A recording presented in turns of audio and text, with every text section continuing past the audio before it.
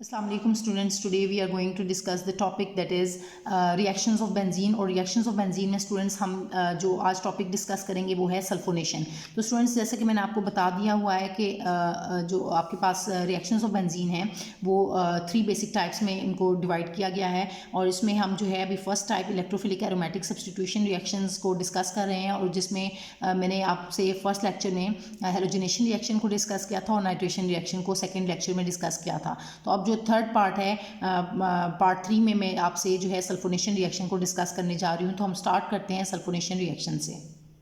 तो students sulphonation reaction को start करने से पहले मैं आपको बता दूं कि इसमें हम सबसे पहले जैसे कि मैं स्टार्ट से आपको बताती आई हूँ कि हेलोजिनेशन को भी हमने सबसे पहले जो है उसको डिफ़ाइन किया, फिर उसके रिएक्शन को अंडरस्टैंड किया और उसके बाद जो है हमने इसके मैकेनिज्म को स्टडी किया। तो इसके अंदर भी आप जितने भी रिएक्शंस हैं जो इलेक्ट्रोफिलिक एरोमेटिक सब्सटीट्यूशन रिएक्शन है उन सब के अंदर जो है हम इसी प्रोसेस को जो है वो इसी वे में हम इसको मैं आप लोगों से डिस्कस करूँगी कि पहले मैं डिफ़ाइन करूँगी, फिर रिएक्शन की तरफ आएंगे और उसके बाद उसके मैकेनिज्म को अंडरस्टैंड करेंगे। तो सबसे पहले हम सल्फोनेशन को डिफाइन कर लेते हैं। तो हम स्टूडेंट्स इसमें सल्फोनेशन एशन आ रहा है तो इसका मतलब क्या है कि एडिशन या आप इसे कह सकते हैं कि सल्फोनेशन को कि addition of sulphonic acid group. जब सल्फोनिक एसिड ग्रुप को स्टूडेंट्स या इंट्रोडक्शन भी आप कह सकते हैं, एडिशन की बजाय आप इंट्रोडक्शन भी कह सकते हैं। Introduction of sulphonic acid group in benzene ring is called as sulphonation. तो ये स्टूडेंट्स इसकी डेफिनेशन लिखी हुई है, आपको नज़र आ रही होगी कि the introduction of sulphonic acid group in sulphonic acid group क्या होता है SO3H, इसको हम कहते हैं सल्फोनिक एसिड ग्रुप। इसको जब स्टूडेंट्स हम बेंजीन रिंग में इंट्रोड्यूस करवाते हैं तो इस रिएक्शन को हम कहते हैं सल्फोनेशन। जिस तरह की से आप लोगों ने हेलोजिनेशन में पढ़ा था कि addition of halogen group in benzene ring, इसी तरह आपने नाइट्रेशन में पढ़ा कि introduction of nitro group in benzene ring. इसी तरह आप देखें कि सल्फोनेशन में क्या है कि introduction of sulphonic acid group in benzene ring, तो इसको हम क्या कहेंगे, सल्फोनेशन कहेंगे। तो स्टूडेंट्स अब हम आते हैं स्टूडेंट्स, होप्स हो कि ये पॉइंट जो है वो आपकी डेफिनेशन जो है वो क्लियर हो गई है। तो अब हम रिएक्शन की तरफ आते हैं। तो रिएक्शन में देखें कि आपने बेंजीन जो है इसको हमने ट्रीट किया है सल्फ्यूरिक एसिड के साथ।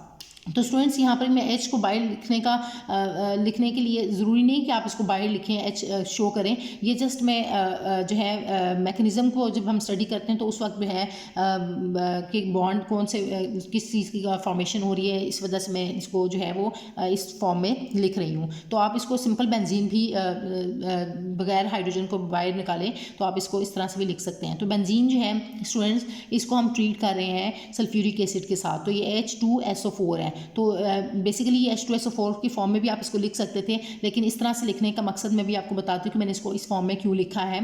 तो इसको जो है स्टूडेंट्स यहाँ से हम क्या करते हैं OH के साथ इसको जब हम H को इसमें से रिमूव कर देते हैं और इस तरह से जो है SO3H जो है यानी कि सल्फोनिक एसिड ग्रुप को इस हाइड्रोजन से सब्सटीट्यूट करके तो SO3H ग्रुप लगाते हैं। तो इसी वजह से हम इसको कहेंगे कि ये इलेक्ट्रोफिलिक एरोमेटिक सब्सटीट्यूशन रिएक्शन है, क्योंकि ये जो है यहाँ पर SO3H जो है वो सल्फोनिक एसिड ग्रुप जो है वो बेंजीन रिंग के ऊपर जो है वो इसको हाइड्रोजन एटम को सब्सटीट्यूट करके वो आ जाएगा। तो इसी वजह से आपको जो है बेंजीन सल्फोनिक एसिड जो है वो मिलेगी। ठीक है, तो ये आप देखें कि ये बेंजीन है, ठीक है, इसको हम बोलेंगे बेंजीन सल्फोनिक एसिड। ये ऊपर सल्फोनिक एसिड ग्रुप है तो इसे हम बोलेंगे बेंजीन सल्फोनिक एसिड कहेंगे, इसको बेंजीन सल्फोनिक एसिड बोलेंगे। ठीक है, तो ये इसके रिजल्ट में आपको जो है ये कंपाउंड ऑब्टेन होगा, बेंजीन सल्फोनिक एसिड मिलेगा और साथ में जो है आपको वाटर ऑब्टेन होगा। ठीक है, तो वाटर कैसे ऑब्टेन हो रहा है आप देख सकते हैं कि यहाँ से H और यहाँ से जो है वो OH। इसी वजह से मैंने इसको H2SO4 की फॉर्म में नहीं लिखा, यानी कि इस तरह से नहीं लिखा ताकि जो है मैं जो चीज़ इसमें से रिमूव कर रही हूँ तो उसको निकालने में ज़रा आसानी हो। तो ये मैंने इसलिए इसको इस फॉर्म में लिखा है। ठीक है, तो यहाँ से H निकला और यहाँ से OH निकला तो ये वाटर निकल जाएगा और बाकी SO3H जो है वो जाके बेंजीन के साथ अटैच हो जाएगा। तो इस तरह से आपको बेंजीन सल्फोनिक एसिड जो है वो मिल जाएगा। और आपने देखा क्या हमने किस तरह से SO3H यानी कि सल्फोनिक एसिड ग्रुप को इसके अंदर बेंजीन के अंदर जो है वो इंट्रोड्यूस करवाया, इसी को हम कहेंगे सल्फोनेशन। और स्टूडेंट्स ये तो इसका फर्स्ट रिएक्शन था। ठीक है, इसी तरह अगर हम सेकेंड रिएक्शन में आप देख रहे हैं ये फर्स्ट रिएक्शन है। सेकंड रिएक्शन में अगर आप देखें तो आप देख रहे हैं कि SO3 जो है सल्फर ट्राइऑक्साइड के साथ भी हम बेंजीन को रिएक्ट करवा के in the presence of sulphuric acid and 25 degree Celsius temperature जो है वो प्रोवाइड करके, फर्स्ट रिएक्शन में आपने 80 डिग्री सेल्सियस प्रोवाइड किया, इसमें जो है वो आपको सल्फ्यूरिक एसिड भी के साथ भी रिएक्ट करवाना है in the presence of sulphur trioxide और 25 डिग्री सेल्सियस टेम्परेचर प्रोवाइड करेंगे, तो तब भी आपको जो है वो बेंजीन सल्फोनिक एसिड जो है वो मिल सकता है। ठीक है, तो इन दोनों रिएक्शन के थ्रू जो है आप सल्फोनेशन कर सकते हैं आसानी से। तो ये तो स्टूडेंट्स रिएक्शन को हमने देखा। अब हम आते हैं अपने थर्ड पॉइंट की तरफ, यानी कि मैकेनिज्म की तरफ। तो मैकेनिज्म जो है उसमें भी मैंने आपको बताया कि जब भी हम मैकेनिज्म करेंगे तो आपने जो है उसमें जो है फर्स्ट स्टेप में जो है बेंजीन को इन्वॉल्व नहीं करना, बेंजीन को हम सेकंड स्टेप में जो है वो इन्वॉल्व करेंगे। ठीक है, तो फर्स्ट स्टेप में क्या होगा कि आपके पास जो है वो कैटलिस्ट होता है, वो बेंजीन को छोड़ के जो दूसरी स्पीशी होती है उसके साथ जो है इनका रिएक्शन होगा। जिस तरह से हमने नाइट्रेशन में पढ़ा था, बिल्कुल इसी तरह आपने सल्फोनेशन में भी करना है कि बेंजीन को हमने छोड़ दिया, बेंजीन के अलावा आपके पास जो है वो क्या है, सल्फ्यूरिक एसिड है, तो अपने सल्फ्यूरिक एसिड को रिएक्ट करवा रहे हैं। आप देख रहे हैं कि ये वाला रिएक्शन, आप सल्फ्यूरिक एसिड है तो हमने क्या किया, सल्फ्यूरिक एसिड H2SO4 को दूसरे H2SO4 यूनिट के साथ जो है वो रिएक्ट करवाया। तो इसके रिजल्ट में आप देखेंगे कि एक जो है वो आपका हाइड्रोनियम आयन बनेगा, H3O पॉजिटिव आयन, इसको हम हाइड्रोनियम आयन कहते हैं। दूसरा जो है वो HSO4 नेगेटिव आयन बनेगा और थर्ड जो है वो SO3 जो है वो सल्फर ट्राइऑक्साइड मॉलिक्यूल आपको यहाँ पर ऑब्टेन होगा। ठीक है, ये फर्स्ट रिएक्शन की मैं अभी बात कर रही हूँ। तो इसमें देखें स्टूडेंट्स कि H2SO4 कैसे ये सारी स्पीशी बन रही हैं। अब आप देखें, सबसे पहले तो हम SO3 को निकाल लेते हैं यहाँ से।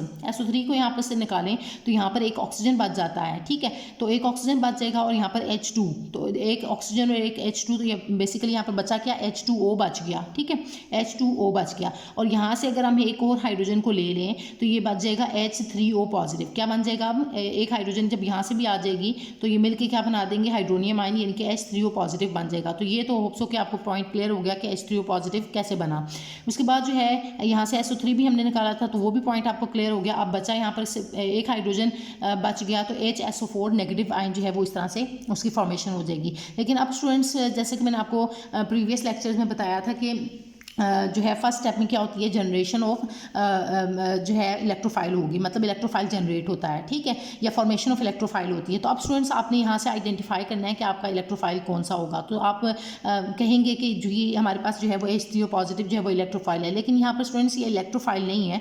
आप पॉजिटिव चार्ज को देख के एकदम से कन्फ्यूज़ ना हो कि आप कहें कि वो जो है पॉजिटिवली चार्ज ही होता है। तो मैंने स्टूडेंट्स आपसे शेयर किया था सेकेंड लेक्चर में, मैंने आप लोगों को बता दिया था कि जो हमारे पास इलेक्ट्रोफाइल है वो पॉजिटिवली चार्ज भी हो सकता है और न्यूट्रल भी होता है। तो ये जो आपके पास जो सल्फर ट्राइऑक्साइड मॉलिक्यूल है, यहाँ पर ये आपके पास जो है वो न्यूट्रल मॉलिक्यूल एक्ट करेगा यहाँ पर एज एन इलेक्ट्रोफाइल। ठीक है, अभी तक तो आपने जितने भी देखे थे उसमें जो है वो पॉजिटिवली चार्ज वाला जो था वो इलेक्ट्रोफाइल था, लेकिन जो सल्फोनेशन के केस में आप देख रहे हैं तो इसके अंदर जो सल्फर ट्राइऑक्साइड जो न्यूट्रल मॉलिक्यूल है ये एज एन इलेक्ट्रोफाइल यहाँ पर एक्ट करेगा। और इसके अलावा जो HSO4 नेगेटिव है ये बेस होगी, क्योंकि ये प्रोटॉन को एब्स्ट्रैक्ट करेगी और H3O पॉजिटिव जो है वो लास्ट स्टेप में हमारे पास जो है प्रोटोनेशन का रोल प्ले करेगा।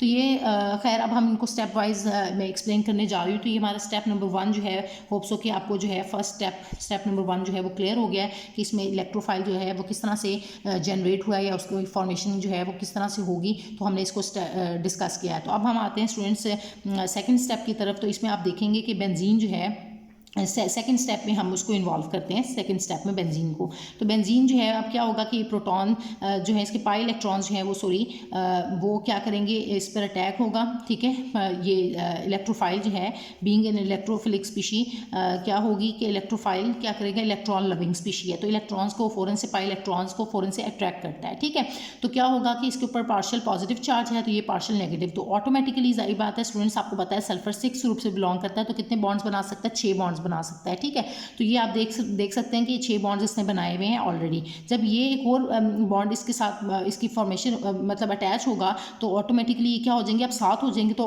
अब क्या होगा कि एक बॉन्ड में से टूट जाएगा, तो ये वाला बॉन्ड यहाँ से क्या करेगा, यहाँ पर शिफ्ट हो जाएगा। एक जो है ये पाई इलेक्ट्रॉन यहाँ से इस ऑक्सीजन के ऊपर नेगेटिव चार्ज आ जाएगा। तो होप्स हो कि ये पॉइंट आपका क्लियर हो गया है। और यहाँ से स्टूडेंट्स फिर एक हाइड्रोजन सेम आपने करना है कि हाइड्रोजन जो है यहाँ से निकाल दी, और बाकी जो है हाइड्रोजन इसलिए निकालते हैं ताकि आप को बता सकें कि कार्बन जो है वो अपने चारों बॉन्ड्स किस तरह से बना रहा है। तो ये स्टूडेंट्स यहाँ पर ये रिंग जो बेंजीन रिंग, मैंने जैसे कि बार बार एक्सप्लेन कर चुकी हूँ मैं पहले भी कि बेंजीन रिंग क्या होती है, एरोमेटिक होती है, बाद में इसकी जो है एरोमेटिसिटी लॉस्ट हो जाती है सेकेंड स्टेप में, और थर्ड स्टेप में जो है वो रीगेन हो जाती है। तो ये सेकंड स्टेप में आप देख रहे हैं कि इसकी एरोमेटिसिटी लॉस्ट हुई है और यहाँ पर जो है वो प्लस चार्ज आ जाएगा, और बाकी जो है SO3 जो है ये इस तरह से इसके पास जो है SO3 नेगेटिव चार्ज की फॉर्म में इस तरह से वो नेगेटिव हो गया ना, जाहिर बात है। तो ये वाले दो ऑक्सीजन के ऊपर साथ डबल बॉन्ड ही रहेगा, लेकिन इस वाले ऑक्सीजन के साथ नेगेटिव एक सिंगल बॉन्ड रहेगा और इसके ऊपर नेगेटिव चार्ज आ गया, शिफ्ट हो जाएगा। आप इसको इस फॉर्म में भी लिख सकते हैं और इसको इस फॉर्म में भी लिखा जा सकता है, ठीक है। SO3 नेगेटिव को कंडेंस्ड फॉर्म में भी इकट्ठा इस तरह से लिखा जा सकता है, ठीक है। तो आपकी मर्जी, आप इसको इस फॉर्म में लिखें या इस फॉर्म में लिखें, किसी भी फॉर्म में आप